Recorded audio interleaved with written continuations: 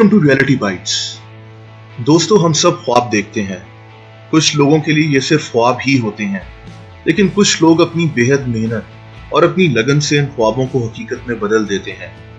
ऐसे ही लोग जिंदगी में अपना नाम बनाते हैं। उत्तर प्रदेश में मुजफ्फरनगर के एक गांव बुथाना में एक लोअर मिडिल क्लास फैमिली में एक लड़का रहा करता था।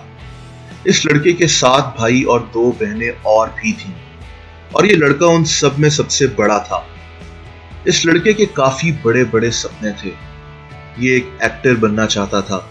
इसकी ख्वाहिश थी कि उसको भी लोग बड़े पर्दे पे एक दिन देखें। लेकिन इस गांव में अपने सपनों को पूरा करना तो दूर की बात, बेसिक एजुकेशन हासिल करना भी बेहद मुश्किल था।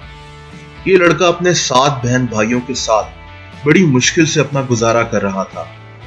इस गांव से 40 किलोमीटर दूर एक सिनेमा था जहां लोग फिल्म देखने जाया करते थे। ऐसे में एक्टर बनना सिर्फ एक इम्पॉसिबल सा सपना ही था। इस गांव में लोग सिर्फ 3 चीजें जानते थे: गंदुम, गन्ना और गन।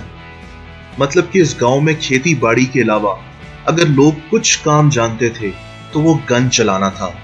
इसी गन कल्चर और क्राइम रेट के डर से इस मिडिल क्लास फैमिली ने फैसला किया कि वो इस गांव से निकलकर बेहतर जिंदगी जीने के लिए कहीं और सेटल हो जाएंगे। इस गांव से मूव कर जाने के बाद ये फैमिली काफी अच्छी तरह से अपनी जिंदगी गुजारने लगी। इस लड़के ने हरिद्वार में एक यूनिवर्सिटी से ग्रेजुएशन भी कर ली और बड़ौदा की एक पेट्रोकेमिकल कंपनी में एज अ केमिस्ट काम करना शुरू कर दिया। लेकिन ये काम इस लड़के को ज्यादा ना भाया। एक्टिंग करने का शौक भी जहन में सवार था। तभी इस लड़के ने दिल्ली मूव करने का फैसला कर लिया। एक बेहतर फ्यूचर की तलाश में ये लड़का दिल्ली जैसे बड़े शहर में मूव तो कर गया, लेकिन इसको पता ना था कि आगे कई मुश्किलात इसकी राह देख रही थी। जेब में पैसे ना होने के बराबर थे। तभी इस लड़के को एक जगह वॉचमैन की नौकरी मिल गई और फिर इसने कई जगह एज अ वॉचमैन काम किया। इसी दौरान इस लड़के ने मुख्तलिफ थिएटर ग्रुप्स के चक्कर लगाना शुरू कर दिए कि कहीं कोई छोटा सा रोल मिल जाए। हालांकि उसको पता था कि उन रोल्स के उसको कोई पैसे नहीं मिलने, लेकिन उसके ऊपर तो सिर्फ एक्टिंग करने का जुनून सवार था। इसी जुनून को जहन में रख के इसने नेशनल स्कूल ऑफ ड्रामा में एडमिशन लेने का सोचा और उसको एडमिशन मिल भी गया।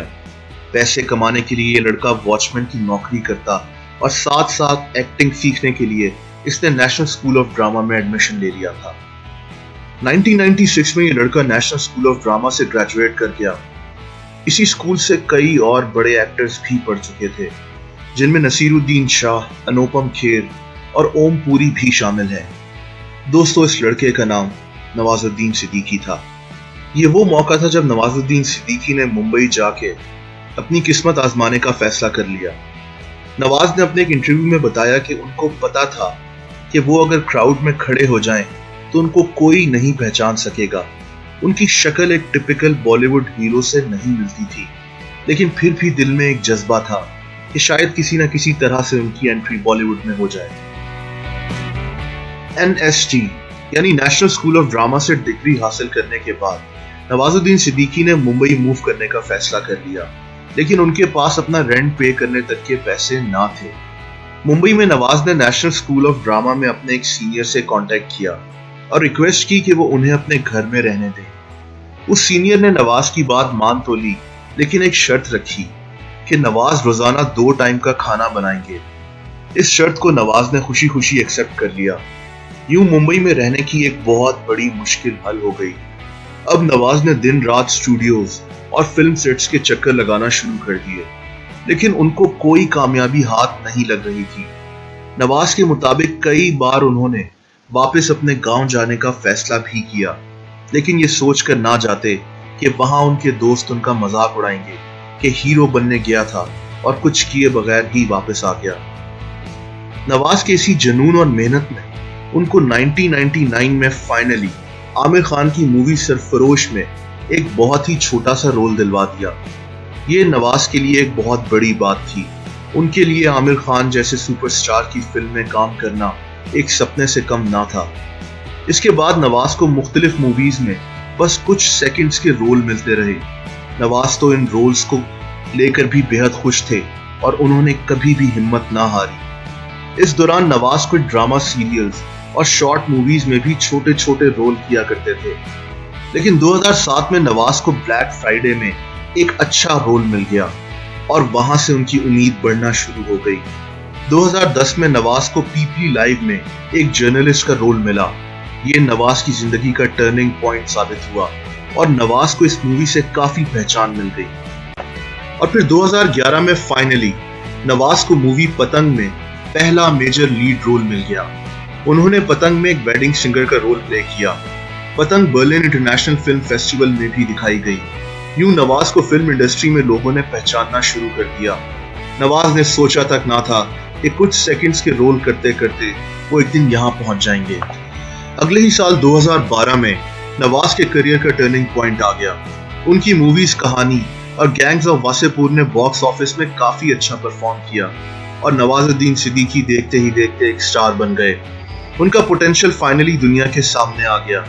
इसके बाद नवाज ने पीछे मुड़कर नहीं देखा। नवाज ने कई मेन स्ट्रीम मूवीज में काम किया, जिनमें बजरंगी भाईजान, किक, रईस और ऑस्कर नॉमिनेटेड मूवी लॉयन भी शामिल है।